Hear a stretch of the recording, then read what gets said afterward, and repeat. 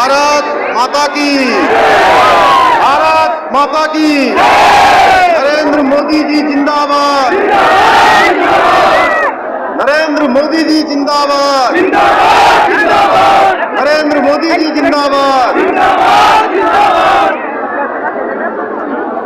सुशोभित है आपके देश से सत्ता का सर्वोच्च आसन, गौरवान्वित है आपके साथ से उत्तराखंड का परिचय। हे महामहिम, हे विकास पुरुष, हम करते हैं आपका अनुसरण। देवभूमि की समस्त जनता का आपको कोटि सा नमन, कोटि सा नमन। मंच पर विराजमान हमारे पथ प्रदर्शक, हमारे संरक्षक, मां भारती के सच्चे सपूत और विश्व के सर्वाधिक लोकप्रिय नेता, हमारे देश के यशस्वी प्रधानमंत्री आदरणीय नरेंद्र मोदी जी, उत्तराखंड के महामहिम राज्यपाल लेफ्टिनेंट जनरल सेवानिवृत्त गुरमीत सिंह जी, हमारे राज्यपाल जी आदरणीय अजय भट्ट जी, सरकार के पूर्व मुख्यमंत्री आदरणीय दिनेश पटवारी किशन जी, आदरणीय विजय बहुगुणा जी, आदरणीय त्रिवेंद्र सिंह रावत जी, आदरणीय तीरथ सिंह रावत जी, सभी मंत्रिमंडल के मेरे सहयोगी मंत्रीगण, आदरणीय सांसदगण, आदरणीय विधायकगण, सभी मंचासीन पदाधिकारीगण एवं उत्तराखंड के कोने कोने से आए हुए सभी हमारे भाइयों एवं बहनों, उपस्थित पत्रकार मित्रों, छायाकार बंधुओं, मैं देवभूमि उत्तराखंड की 1.25 करोड़ देवतुल्य जनता की ओर से आप सभी का कुमाऊं के प्रवेश द्वार हल्द्वानी आने पर हार्दिक स्वागत एवं अभिनंदन करता हूँ।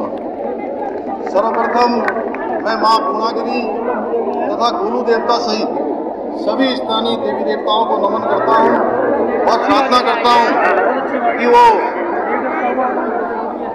प्रदेश और हमारे देश में सभी देवी देवताओं से मैं प्रार्थना करता हूं कि हम सब पर वो अपने प्रदेश पर कृपा बना के रखें, अपना आशीर्वाद बना के रखें। हमारे देश में समय समय पर अनेक महापुरुषों ने मां भारती के मुकुट की शोभा बढ़ाने और समाज को सही दिशा दिखाने का कार्य किया है। उनमें से कई ऐसी विभूतियां हैं जिनके बारे में हमने केवल सुना है, उन्हें प्रत्यक्ष रूप से देखा नहीं है, लेकिन जब जब हम आज आदरणीय प्रधानमंत्री जी की ओर देखते हैं तो हमें उन महान विभूतियों का अंश हमारे आदरणीय प्रधानमंत्री जी में दिखाई देता है। आदरणीय प्रधानमंत्री जी स्वामी विवेकानंद जी की तरह भारतीय संस्कृति की पताका को पूरे विश्व में फहराने का काम कर रहे हैं। सरदार वल्लभ भाई पटेल जी की तरह राष्ट्र को सुदृढ़ एवं संगठित करने का काम कर रहे हैं। बाबा साहब भीमराव अम्बेडकर की तरह दलितों एवं वंचितों और शोषितों की चिंता कर रहे हैं और पंडित दीनदयाल उपाध्याय जी के आदर्शों पर चलते हुए अंत्योदय के स्वप्न को साकार करने का भी काम कर रहे हैं। यह हमारा सौभाग्य है कि हम आदरणीय प्रधानमंत्री जी के नेतृत्व में उस महान यात्रा के सहयात्री हैं जिस यात्रा का गंतव्य भारत को परम वैभवशाली राष्ट्र बनाना है। जैसा कि श्रीमद् भागवत में भगवान श्री कृष्ण ने कहा है, यदि यदा चरिता श्रेष्ठा तत्व देवोत्तरो जना स यत्त प्रमाणम कुरुते लोकः इष्टदनु वर्तते। अर्थात श्रेष्ठ पुरुष जैसा आचरण करते हैं, सामान्य पुरुष भी वैसा ही आचरण करते हैं तथा श्रेष्ठ पुरुष जिस कर्म को करते हैं उसी को आदर्श मानकर अन्य लोग भी उनका अनुसरण करते हैं। इसी नीति स्रोत की भांति आदरणीय प्रधानमंत्री जी जिस कठिन परिश्रम द्वारा भारत को पुनः विश्व गुरु बनाने के लिए लगातार प्रयत्न कर रहे हैं, लगातार परिश्रम कर रहे हैं, मेरे जैसे सामान्य व्यक्ति को और अधिक परिश्रम करने के लिए प्रेरित करता है, बल्कि 125 करोड़ भारतीयों में एक आशा और विश्वास का बीज रोपित करता है।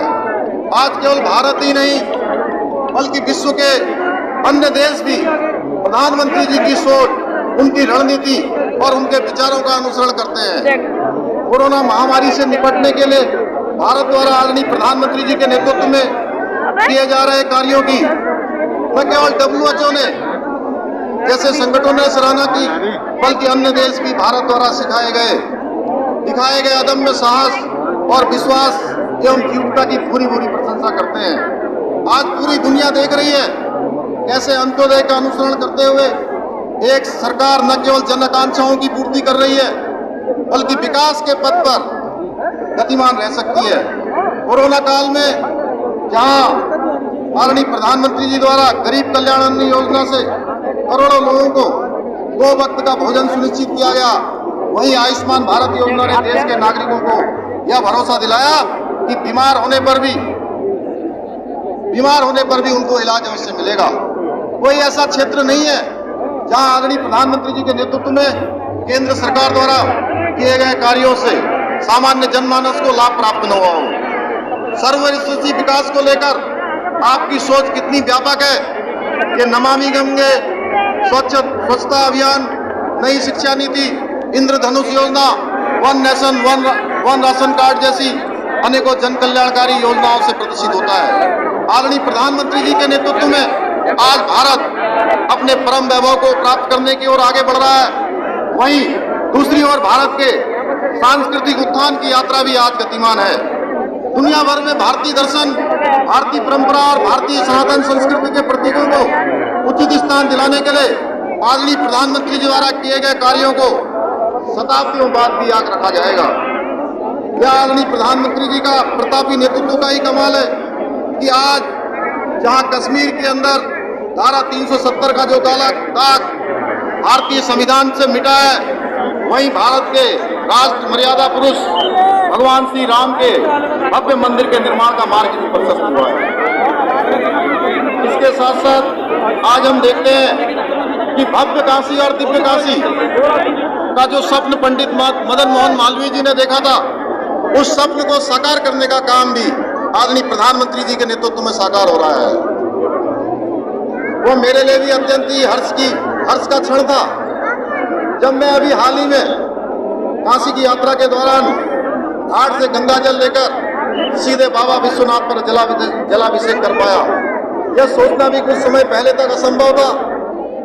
मैं 2002 में काशी गया था, तब मैंने देखा था कि भगवान विश्वनाथ के मंदिर के अंदर जाने का रास्ता हो या गंगा के घाट की तरफ को जाने का कोई रास्ता था ही नहीं। आज वो बिल्कुल हाईवे की तरह बन गया है। दिव्य काशी और भव्य काशी एक अलौकिक काशी का रूप ले चुका है। भाइयों बहनों, आदरणीय प्रधानमंत्री जी के नेतृत्व में अयोध्या एवं काशी के कायाकल्प के साथ साथ केदारपुरी के पुनर्निर्माण की यात्रा भी अत्यंत ही रोचक है, जिस यात्रा का मैं स्वयं साक्षी हूँ। आप सबने भव्य केदारपुरी का नया रूप दीपावली के पर्व पर जब माननीय प्रधानमंत्री जी ने 5 नवंबर को इसका लोकार्पण और शिलान्यास किया था, आपने अवश्य देखा होगा। क्या कुछ वर्षों पहले तक इसके बारे में विचार भी हम कर पाते थे? आने वाले दिनों में भगवान बद्रीनाथ धाम, गंगोत्री, यमुनोत्री सहित भारतीय सांस्कृतिक परंपरा के अन्य प्रतीकों का भी रूपांतरण आदरणीय प्रधानमंत्री के नेतृत्व में किया जाने वाला है। भाइयों बहनों, जिस गति से आदरणीय प्रधानमंत्री जी के नेतृत्व में आज राष्ट्र का चहुमुखी विकास हो रहा है, वो भूतो न भविष्यति। आदरणीय प्रधानमंत्री जी की विकास केंद्रीय नीतियों पर चलकर ही आज उत्तराखंड उन्नति की राह पर अग्रसर हो रहा है। हमें पूरा विश्वास है कि हम भारत का सर्वश्रेष्ठ राज्य बनेंगे। भाइयों बहनों, आदरणीय प्रधानमंत्री जी के नेतृत्व में उत्तराखंड के प्रति कितने सजग और समर्पित है, यह बात किसी से छिपी हुई नहीं है तथा उनके नेतृत्व में चल रही हमारी ये डबल इंजन की सरकार प्रतिदिन विकास के नए सोपान स्थापित करने का प्रयास कर रही है। उत्तराखंड के सतत विकास के प्रति यह आदरणीय प्रधानमंत्री जी के समर्पण का ही नतीजा है कि आज 17,500 करोड़ की योजनाओं का यहाँ पर लोकार्पण और शिलान्यास हो रहा है, जिनमें से 5,747 करोड़ रुपए की लखवाड़ बहुउद्देशीय परियोजना भी शामिल है, जिस योजना के पूरा हो जाने से 300 मेगावाट बिजली का उत्पादन होगा और साथ ही साथ 6 राज्यों को पीने का जल मिलेगा और साथ में हमारे यहाँ पर रोजगार का सृजन भी होगा हजारों की संख्या में। इसके साथ ही साथ हमारा राज्य ऊर्जा के क्षेत्र में एक पावर हाउस भी बनेगा। मुझे पूरा विश्वास है कि आज जिन योजनाओं का लोकार्पण और शिलान्यास आपके द्वारा हुआ है, वो संपूर्ण उत्तराखंड के विकास में एक मील का पत्थर साबित होगा। मुझे पूरा विश्वास है प्रधानमंत्री जी के हाथों 8,700 करोड़ रुपए की जिन सड़क परियोजनाओं का आज उद्घाटन एवं शिलान्यास हो रहा है, यह परियोजनाएं उत्तराखंड में विकास की एक नई कहानी लिखेंगे। भाइयों बहनों, आज चाहे नदियों का मुद्दा हो या बंगाली समाज को पूर्वी पाकिस्तान शब्द जो सर्टिफिकेट में लिखना पड़ता था, या गन्ने का समर्थन मूल्य हो, या उत्तर प्रदेश के साथ 21 वर्षों से लंबित परिसंपत्तियों का बंटवारे का जो मामला हो, हमारी सरकार ने इन सभी समस्याओं को आपके सहयोग से पूरा किया है, उनका समाधान निकाला है। इसके अतिरिक्त आज आदरणीय प्रधानमंत्री जी के कारण ही आज वो स्वप्न भी साकार हो गया, जिसकी अब तक केवल कल्पना की जा सकती थी। केंद्र सरकार की ओर से कुमाऊं संभाग में 500 करोड़ रुपए का एम्स का सैटेलाइट सेंटर भी यहाँ पर आज उसका भी शिलान्यास होने वाला है। इसके प्रारंभ होने से हम भारत के पहले राज्य बन जाएंगे जहाँ पर एक एम्स भी हमारा ऋषिकेश में काम कर रहा है और दूसरा सैटेलाइट सेंटर भी हमारे इस कुमाऊं संभाग में खुलेगा। मैं आदरणीय प्रधानमंत्री जी का आप सभी की तरफ से हार्दिक अभिनंदन करना चाहता हूँ, धन्यवाद करना चाहता हूँ कि इतनी बड़ी सौगात हमारे इस राज्य के लिए उन्होंने दी है। इसके अतिरिक्त आज 455 करोड़ रुपए की लागत से पिथौरागढ़ में मेडिकल कॉलेज के निर्माण का कार्य भी प्रशस्त हो गया है।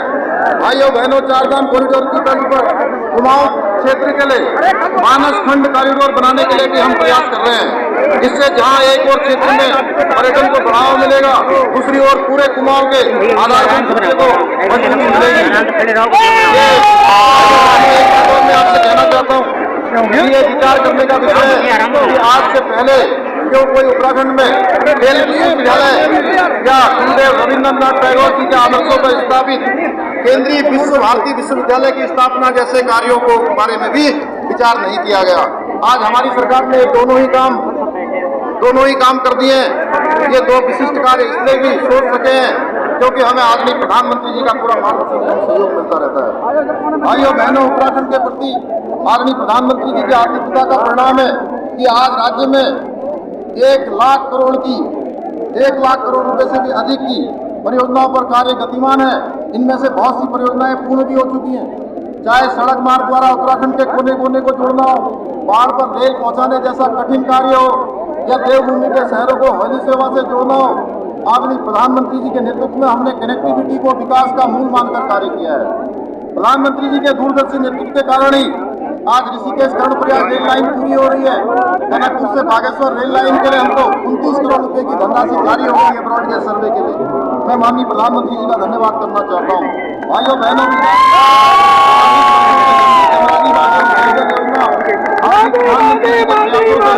शीघ्र ही प्रारंभ होने जा रही है। इस तरफ इस योजना से जहां आधारभूत ढांचे को मजबूती करने का काम किया जा रहा है, वहीं पर्यटन और रोजगार पलायन जैसे विषयों पर ठोस रणनीति बनाकर प्रोएक्टिव कार्य किया जा रहा है।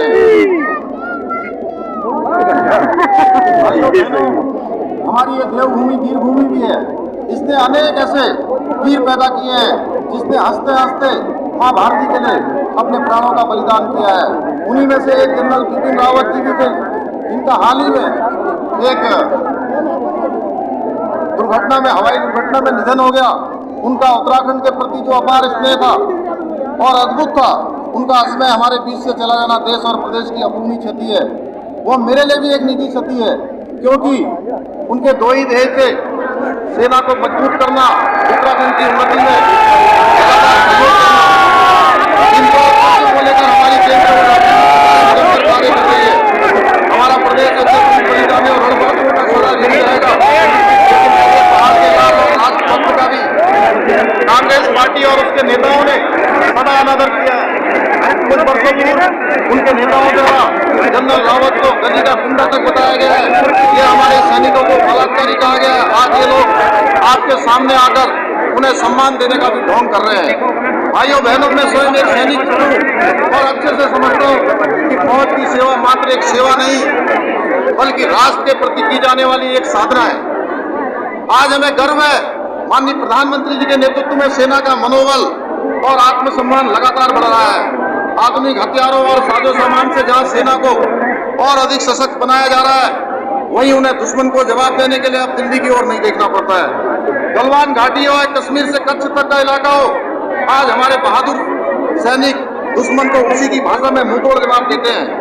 आज सीमा से सटे इलाकों में जिस प्रकार से सड़कों और पुलों का निर्माण कार्य किया जा रहा है, अभी 2 दिन पहले ही हमारे यहाँ पर सीमा क्षेत्र में 3 पुलों का लोकार्पण हुआ है। आज हम सच्चे अर्थों में कह सकते हैं हम विश्व गुरु होने के साथ साथ विश्व शक्ति बनने की ओर भी अग्रसर हैं। भाइयों बहनों, आज विपक्ष पूर्णतः नेतृत्व विहीन हो गया है। आप ही बताइए, जो व्यक्ति हिंदू और हिंदुत्व में अंतर करता हो उसे सनातन धर्म के बारे में क्या पता होगा। इस पार्टी के युवराज इस तरह की अनगल बातें क्यों और कैसे करते हैं, इसका भी एक कारण है, जिस बात को हम अपनी कुमाऊनी कहावत द्वारा समझ सकते हैं। जय गुड़ बोलिन वो एक गुड़ बोलिन, अर्थात जिस घर के बूढ़े की मति फिर जाए वह घर समाप्त हो जाता है। बीते दिनों आपने देखा होगा कैसे कुर्सी की चाह को लेकर एक पार्टी के भीतर रार मची हुई थी।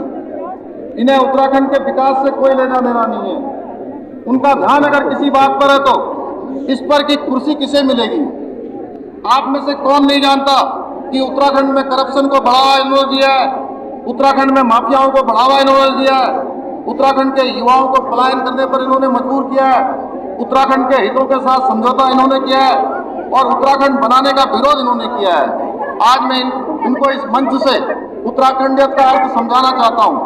उत्तराखंडियत का अर्थ है उत्तराखंड को अहमियत जो न तो इन्होंने कभी दी है और न ही ये दल इसके नेता कभी दे सकते हैं। भाइयों बहनों, हम एक थे और एक ही रहेंगे।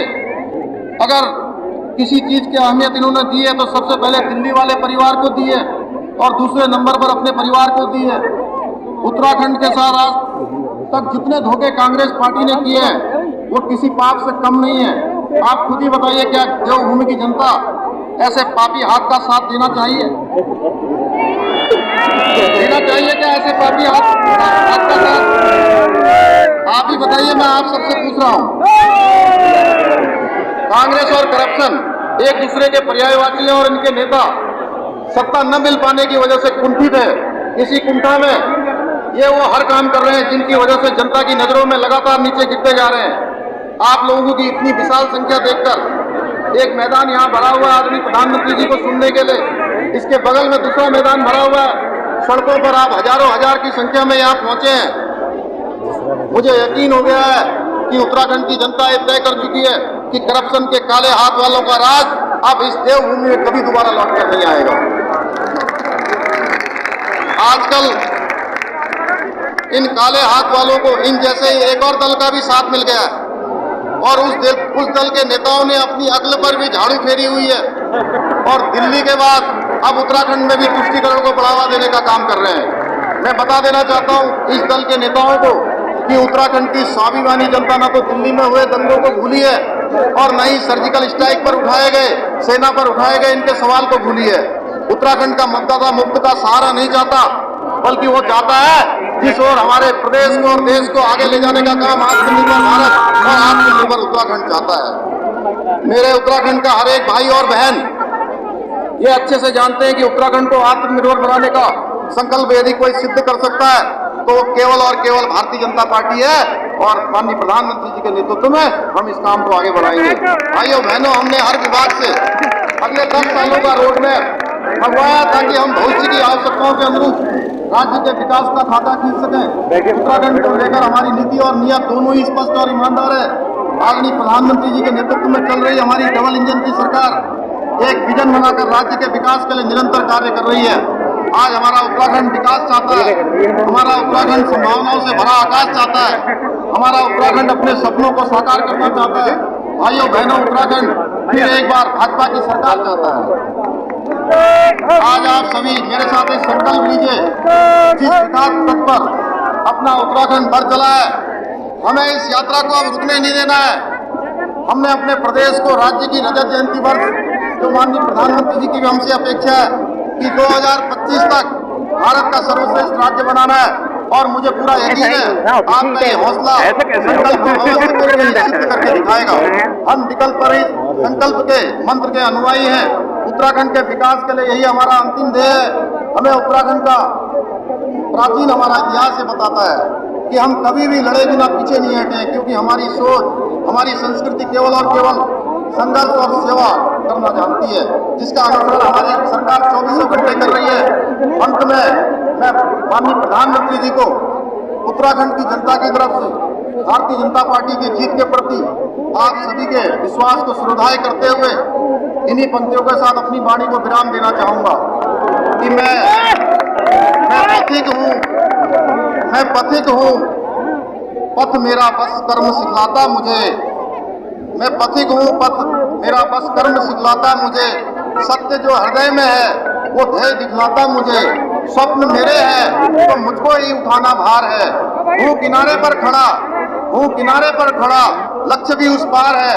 मैं समुद्र की लहरों को मार तो सकता नहीं, किंतु मानव मैं फिर भी हार तो सकता नहीं। बहुत बहुत धन्यवाद। भारत माता की, भारत माता की, भारत माता की।